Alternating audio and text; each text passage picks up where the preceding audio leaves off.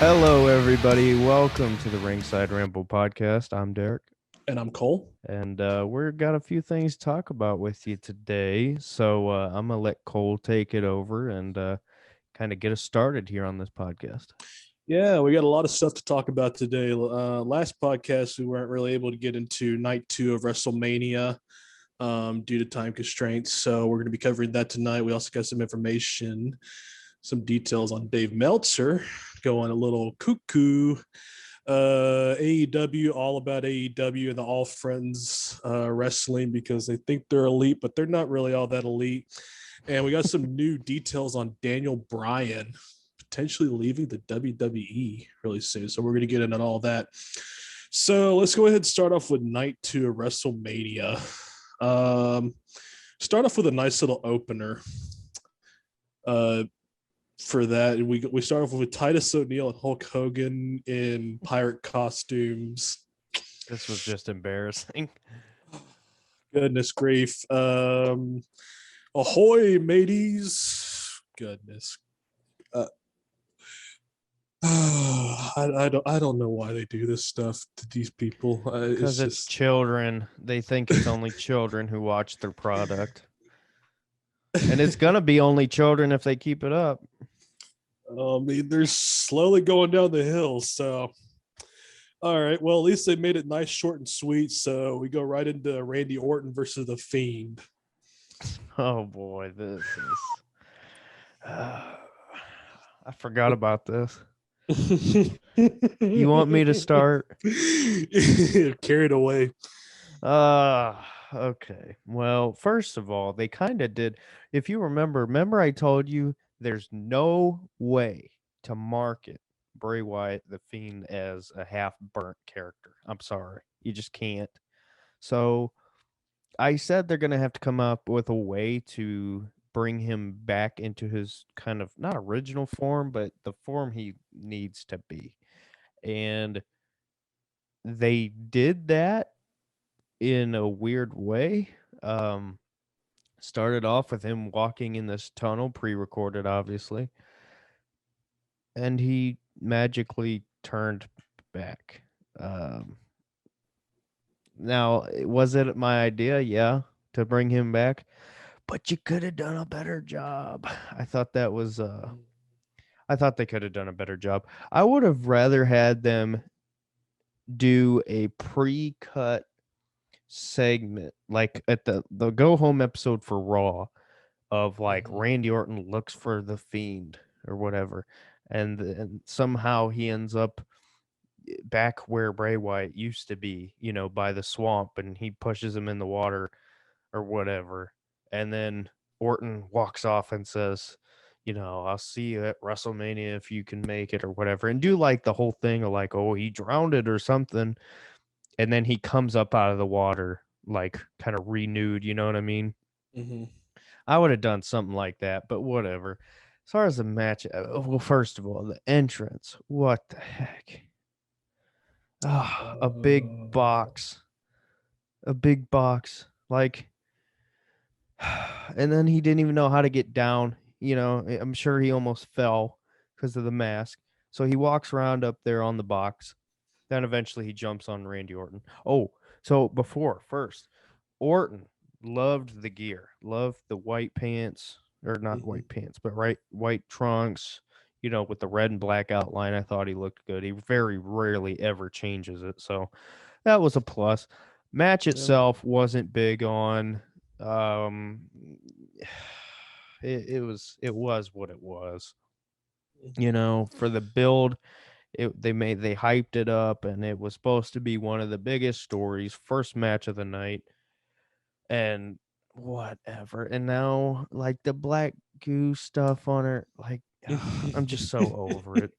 I'm just over it. I'll let you go. First thing I put on was the cameraman. Really, they need to train their cameraman a little bit better because I mean they're getting a little too close. Before we keep going, try to be as PG as possible because I don't have time to edit. I'll do my best. All right. So cameraman needs some training. They need to train their cameraman a little bit. Let's see.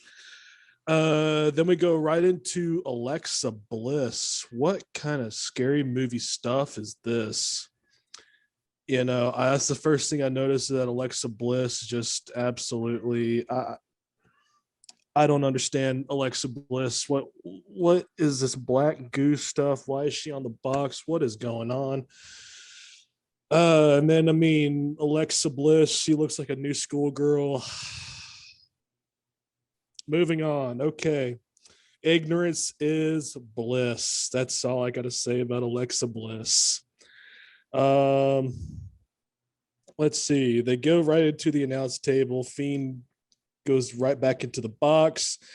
And the one thing that really kind of messed up the match for me is, why did they leave these red lights on for the whole match? Just Oh, I kind of, know. that was an eyesore to Horrible. me. Let's see. They do a lot of DDTs from the second rope. But another thing I noticed was they couldn't keep the match in the ring. Goodness grief. And then they got flames, all these flames and fire and goodness. Crowds being all lovely. And let's see.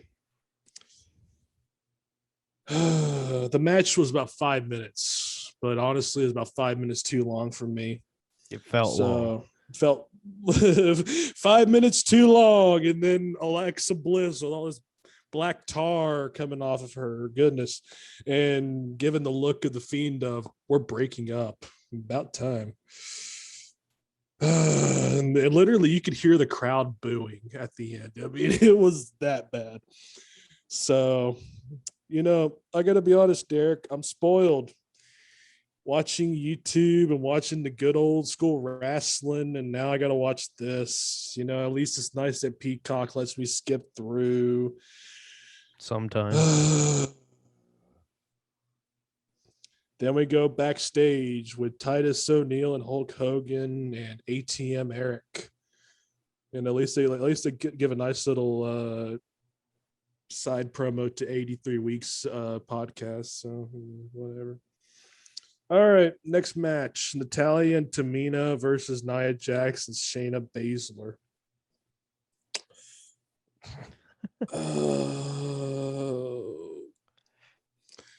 I can't believe I had to watch this stuff. Actually, I don't think I did watch it. I think I ate. I think I went down and got something. Yeah. That was probably the best idea, really, for that match. Let's see. We start off, and all I see is some really big women, and they go right into a Snickers promotion. Perfect timing. I tell you what, for the Snickers promotion. Whew. Especially with the big ladies in the ring.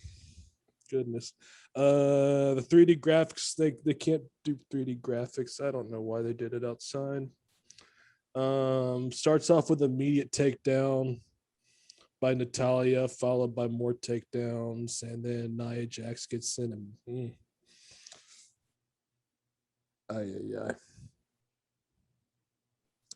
this match was an absolute headache. I just assumed that it was awful because I've seen so many of these matches and they're all the same. Yeah. A lot of Shayna Baszler gets caked. Yeah.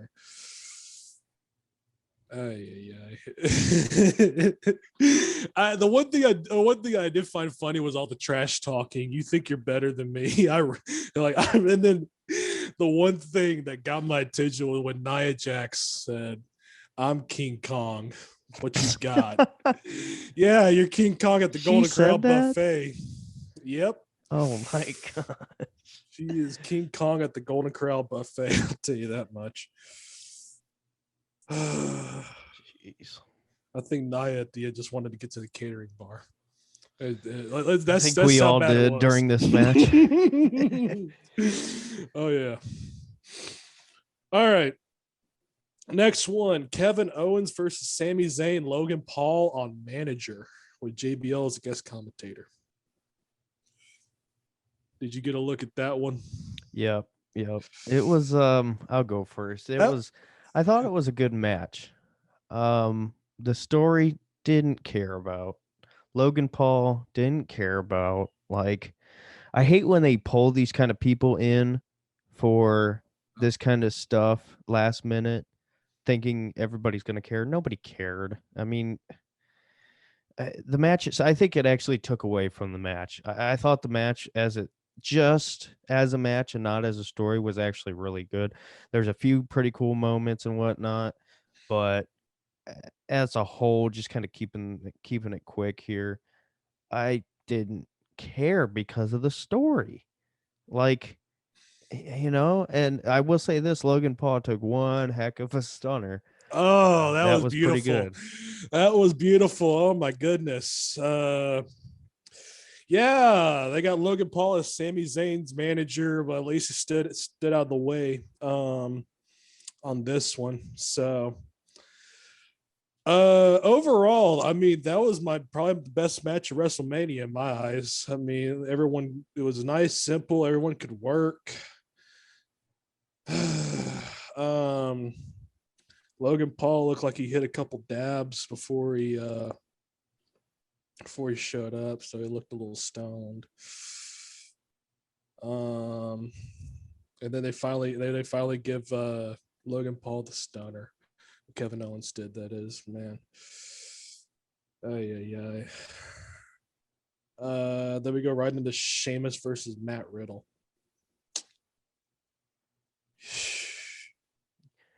You want me to go first, or you want to go? I'll go. Oh goodness, why is Matt Riddle's gimmick this high stoner guy? I mean, he's already stoned enough as is. He doesn't Uh, need the gimmick. He already looks. He already looks like it. they What are the mentioned it. birds? That's what I don't get. What are the stupid Yeah, birds? what are the birds? I mean, you got birds flying everywhere, flying out his rear end, especially out of his rear end. So makes zero sense. Um, let's see. Oh, goodness. I mean, Sheamus gave some nice little Ric Flair chops. I mean, you could hear that across the stadium. I mean, those sounded really painful. They wanted I think Sheamus attempted to do a pile driver, and which that was a botch, quite a botch. And the one thing that I heard a lot in that match was a lot of Michael Cole. A lot of Michael Cole giving the Snickers promotions again. Yeah, I mean, I this. get. Go ahead. Go ahead. You can go You, first. all right, all right, all right, all right.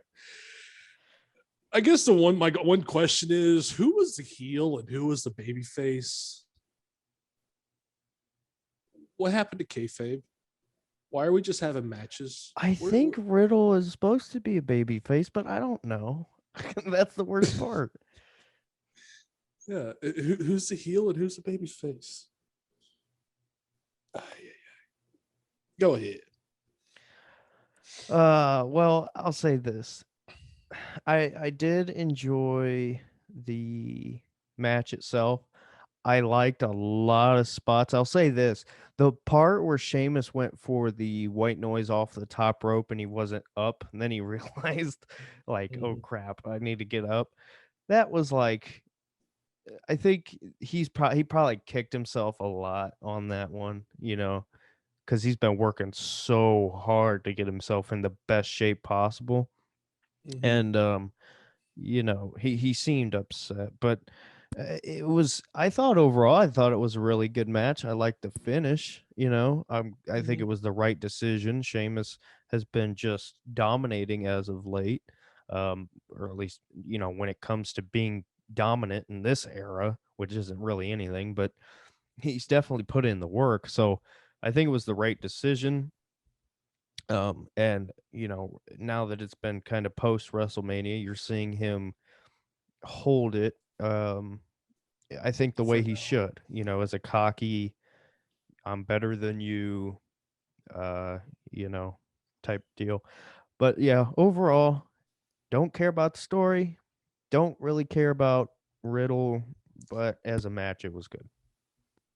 I mean, that's then again, nobody in WWE creative could write a story anymore. So, But it's to the level that it shouldn't be. Like yeah. me or you can write a better story, and it just doesn't make sense to me. To me, that says that it's coming from something bigger, and I think we know what that something bigger is. Um, you know, Yeah. so but anyway, All right. Next one, we go into the Nigerian. Oh, I'm sorry. Hang on. The Big Pookie on a bass drum match sponsored by Grambling State University. No holds barred. The Nigerian drumstick match. Big E versus Apollo Crews with Wale on the opener.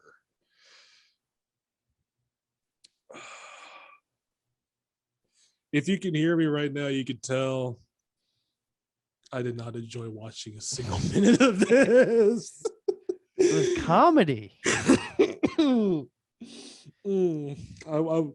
I spent the next night after I had to watch WrestleMania 17 in Houston just to purge my mind of what happened on WrestleMania 37. It was. I'll say, Uh, do you want me to go first, or you go want ahead, go ahead, go ahead. to? At least it was a quick match. At least it was quick. Um, they didn't incorporate drums at all. How can you have a Nigerian drum match and not hit somebody with a drum? Like that makes no sense. Um Match itself, whatever. I mean, I wasn't super high on this match. Doesn't sound like you were either. Not as high as Mm, Riddle, but um I wish it was uh as high as Riddle. but the end, whoever it's supposed to be now, he used to be a different name. Now they're pretending like we don't know anything and don't remember. Yeah. Um, I don't care. I mean, I'm glad that he's now the Intercontinental Champion because he's been talented for a long time, Mhm, and I'm glad they're attempting to do something with him. mhm. But I don't care. I don't care. It was short and sweet to the point with a stick fight, and then everyone goes flying. And then we had a run in, which why do we have a run in for the match? It made no sense. And goodness, that's about all. Because if I keep talking, I'm going to really start banging my head against the table. And then let's see, we go to a little transition where Kane shows up with Eric Bischoff, so which that was really cool. Um, Asuka versus Rhea Ripley.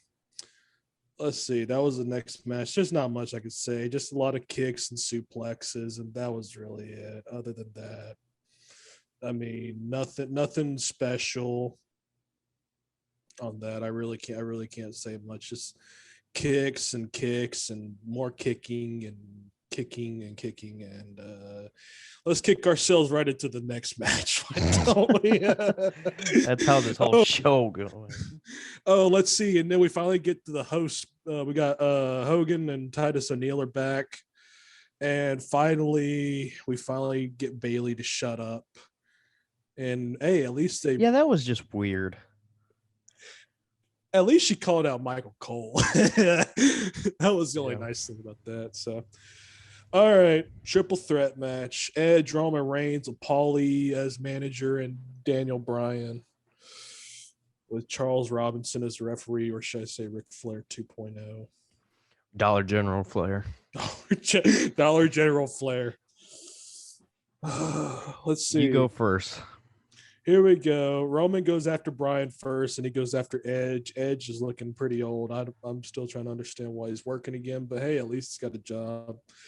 Now they take out the second announce table, and then Jay Uso was in there wrestling. I thought this was a triple threat match, but I guess we can have all the Uso brothers doing whatever they want. I guess nobody cares anymore. I guess for what a triple threat match is supposed to be.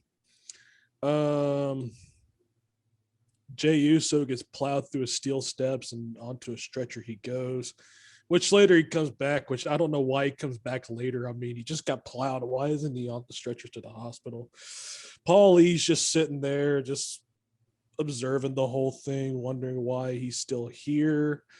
A lot of head-on collisions everywhere. Just it looked like a train wreck. I mean, to me, the match looked like a train wreck, and I mean, the best barometer to how that match went. Just look at Paul Heyman. I mean, just him alone will tell you everything you need to know about that match. And you can also hear the crowd chanting, "Roman sucks." Well, a lot of chairs, a lot of BS. Go ahead. I think I liked the match more than you did. Um, it wasn't great. I think it could have been a lot better. I I liked the triple threat. I did. I know a lot of people didn't, but I did. Um, I overall, mean, the idea was good. It's just execution. I think it just could have been better. Is what it comes down to. You know, at the end of the day, Roman winning was probably the right decision if they have a plan for where it's going. If they don't, which might be the case given this company, I'd disappointed. I'd be very disappointed. And actually, this is a perfect transition because now, um, and I didn't watch this show because I'm not gonna waste my Friday nights. But anyway, apparently, Daniel Bryan, when he loses to Roman Reigns, because I mean he's going to, he will no longer be on SmackDown, and people are talking about potentially him leaving the company. Um, and I know Daniel Bryan made a comment on it, basically saying, "Well, my contract's not up yet, and whatnot." But there's a lot of interesting places, is kind of what I got. Um, so I mean, Roman winning in the way he did, cool. If you got a plan, great. Now transitioning into what's going on now, Cesaro may be getting a chance at the championship. I I really don't know what to say because I would say give Cesaro the championship. He deserves it. But at the same time, I also don't want in a month or two Roman to win it back and then go into SummerSlam. You know what I mean? So I don't know. It's just I think they booked themselves into a corner where you're making Roman look like this next level, Hulk Hogan dominant type. Well, maybe not Hogan, but you get what I'm saying. A dominant guy Yeah. who's going to hold it for a long time, but you're putting him up against a fan favorite. And if people aren't turning off now, just wait until they have Roman bury Cesaro. People will click off. And that's just what it is. Unfortunate. I mean, honestly, at this point, I feel like Daniel Bryan's getting the short end of the stick. So I mean, if he jumps, might not be a bad idea.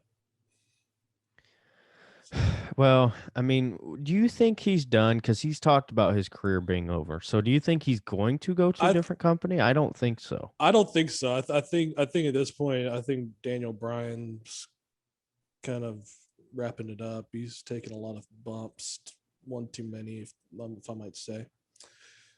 Yeah, I agree. So, Um, so on SmackDown, there was an announcement. I talked about this when it was announced, but Pat McAfee is now or not guest commentator, but I guess he's now commentating opposite of Michael Cole. What do you think? Do you have an opinion on this? oh, I I know we mean, I didn't guess talk about it, but I it's guess I guess reasonable. it's good in a sense that Pat McAfee can be used in a very versatile position, but it it all goes back to the whole Samoa Joe thing. Why are we bringing in Pat McAfee when you just let go of someone that was already really good at announcing Samoa Joe? Way to To go, be fair, they're on WWE. to be fair, they're on different brands, but it did look bad that immediately after releasing Joe, they bring in Pat. Yeah. Ay, ay, ay. But I love it. I I've mean, hey, always hey, I'm all ears. I'll have to take a look and see how it goes. I know I've always been a fan of him and Hmm. him being McAfee and his Yeah. debut in NXT was among the best ever. I mean, he was spectacular. Um, and his commentary, there's a reason why people love him. He brings something different. And, as me, somebody who talks about sports, not just wrestling, kind of like what he's doing now, he can bring multiple different aspects to commentating. He's to me, he's the right blend of new but also understands the business. And I think that's why he was so successful in NXT as a performer. Now he can bring that to the main roster as a commentator. And thank God he is on SmackDown because nobody wants to hear Michael Cole. I know people talk about, Michael Cole is this great commentator. I can't stand him. I'm Mike, sorry. Michael Cole's washed up after '07. I'm sorry. I mean, he like attitude era Michael Cole is a completely different animal than today's Michael Cole. So Well, he's so corporate right now. That's it. He's just a corporate commentator. Oh, all right. Let's go right into the opposition promotion, AEW. Have you seen that they've had a little bit of a ratings spike now that they're not directly competing with NXT? yes, I did, and it's not surprising at all. I mean, AEW, regardless of what you think of the product, AEW still has hype. You know, just the fact that their competition to WWE in some sense gives them some hype. So people who are like, I'm gonna just check it out to check it out. Why not? And when you see Mike Tyson, I mean, it's not like Mike Tyson's a big draw, but you remember back in the, Attitude Era and the good old days where Mm-hmm. Tyson was, on Raw and he was doing stuff. So I'm not surprised. I mean, I, I'd be shocked if it stayed because I'd imagine the same people checking it out are going to check it out again and go, oh, well, this probably isn't as great as I thought it was. They might stay, who knows? But I think AEW as a company, like I've talked about before on here, has a destination and has a lot of potential. It's just getting there.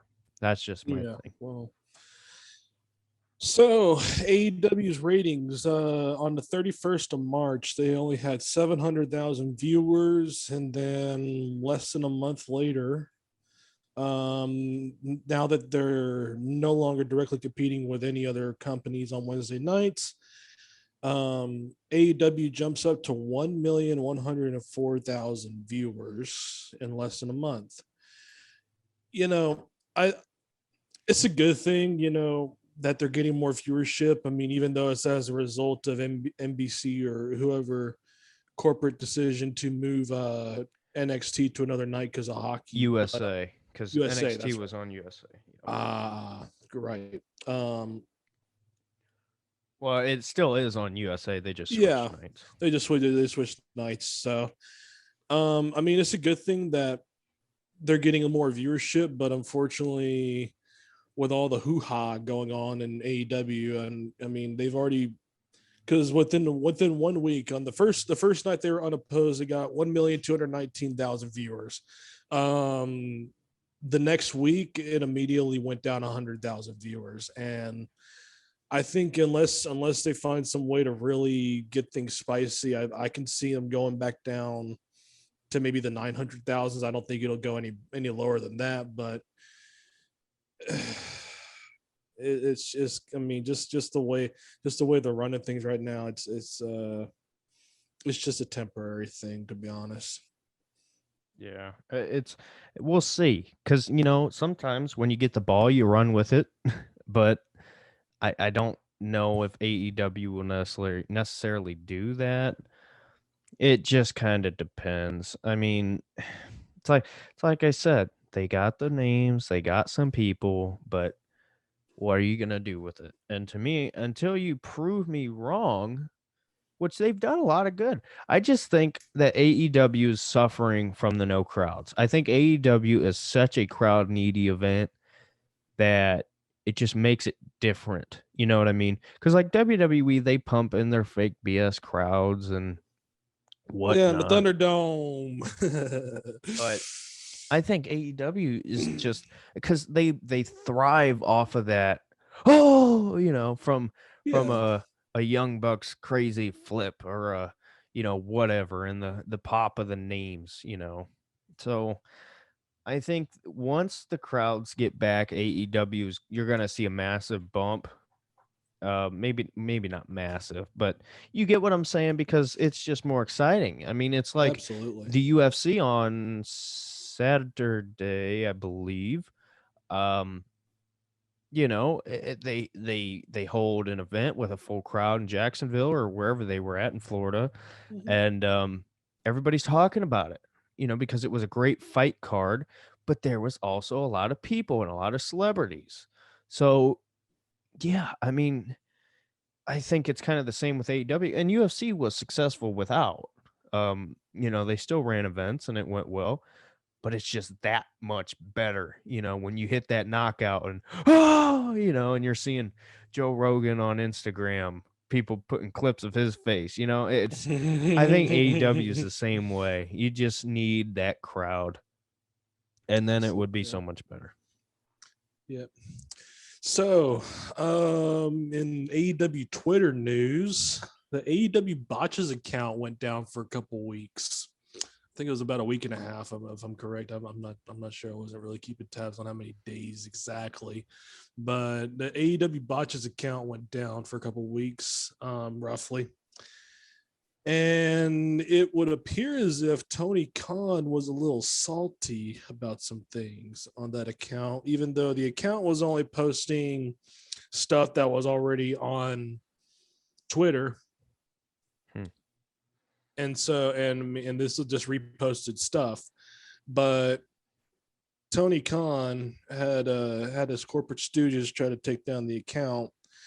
Luckily, Twitter came back and said no, nothing conflicted, and everything is legal. So we're going to restore the account. But you know, that's just petty.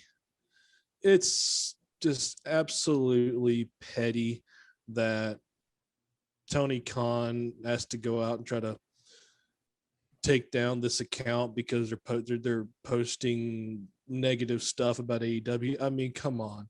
I don't see WWE doing any of that. I mean, and they get a lot of hate 24/7, Yeah. but the show still goes on. Meanwhile, Tony, seemed to have a little bit of a little man syndrome crisis going on. And he tried to take down the AEW Botches Twitter, and then he tried to take down the AEW Botches YouTube account. What a shame. What a shame. It just kind of shows to me that Tony Khan's nothing more than a man child with a big bank account with a bunch of blow up doll wrestlers. So I'm very disappointed in that. So You want to go into uh Meltzer? let's see. No, we still got Oh, Evilise got released. Another thing that happened in AEW, Evilise got released. And it would appear as if she got released because, well, she hasn't been wrestling recently, and it's been a while since she wrestled. Oh, and I wonder why. I think it was because of a botch or something that occurred. And then she went and whined and cried and complained, and then she wasn't happy with the gimmick. And then all of a sudden, one of the heels called her out and made a bunch of insulting comments to her, and she got all offended. What?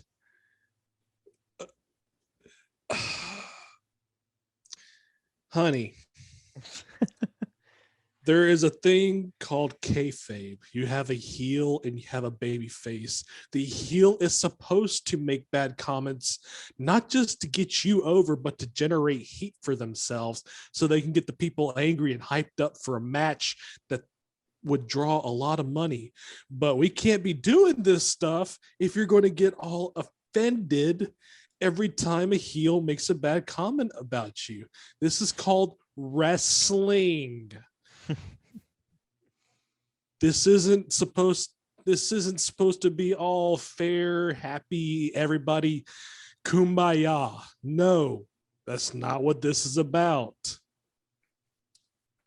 Goodness grief. This is why, ever since kayfabe pretty much died, wrestling has become very, very, very difficult to watch. It's the age of social media. Yep, exactly.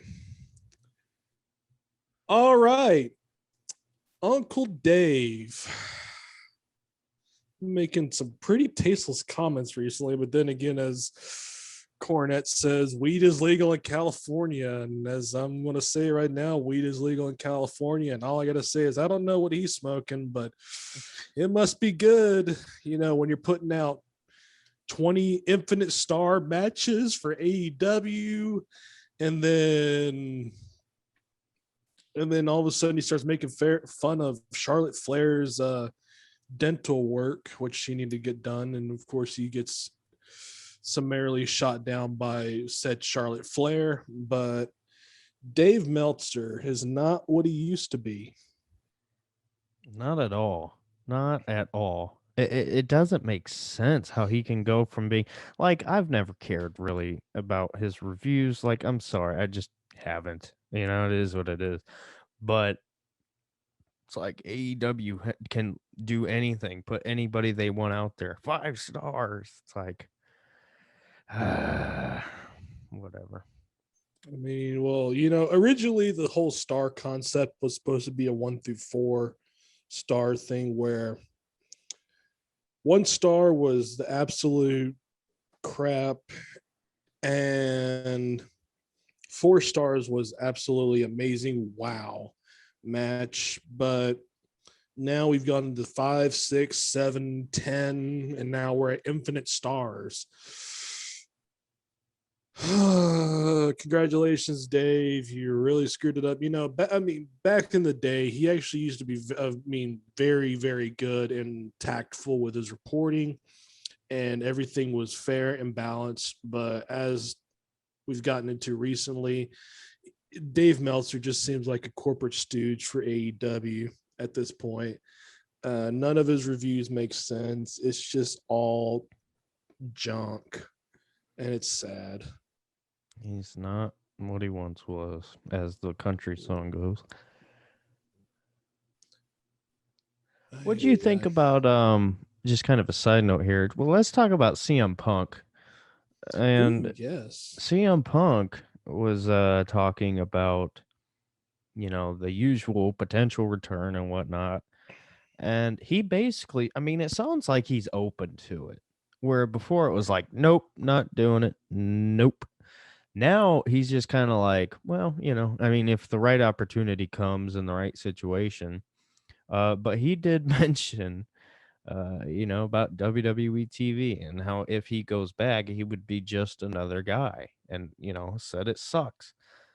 Uh, I don't You're know if he right. went back, if he'd be just another guy, but I can definitely say this, it's kind of like AJ Styles to me. When he was first there, it was a big deal, and oh my gosh, this guy. And now it's like, well, let's throw him in a random tag team. So I do think he's right to an extent. I'm telling you, I would do a Rumble return. I would do the first Rumble back in a full crowd, big stadium, you know, and I'd even do it number one. Mm-hmm. Well, Cult personality. here's why he seems open to it. But here's the thing that CM Punk wants is that, from what I understand of his comments, were that he would be more than happy to do it, but he doesn't want to do it in the current environment because of how clowny, you know, circus type stuff that they're doing now. That's the reason why he doesn't want to come back, is just because he wants to be put in a serious environment where, everybody's able to work. Kayfabe's still there. I mean, he wants to return to wrestling.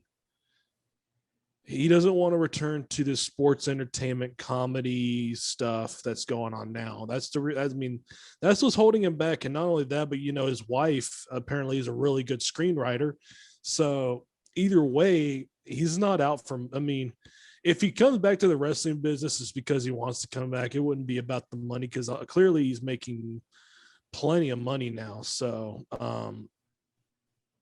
but I can understand why he's holding back. I mean, well, the footage speaks for itself. You can look at the wrestling business these days and just see how it's going. It's not looking too hot. So that's the unfortunate effect of what happens when you let a bunch of people that have no idea about how wrestling works run the insane asylum.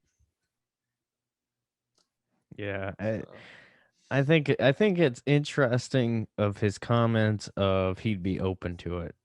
I think that's progress. I don't know if it'll ever happen, but it's interesting to speculate. You know what I mean? Yeah, Makes what we do here fun.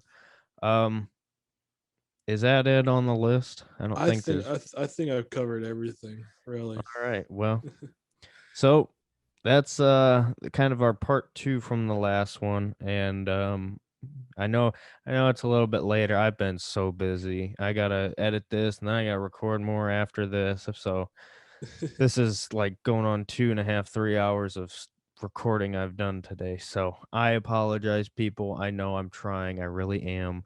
Um, but we're doing the best we can over here. So Working that's it for extra hard me. for you. Yep.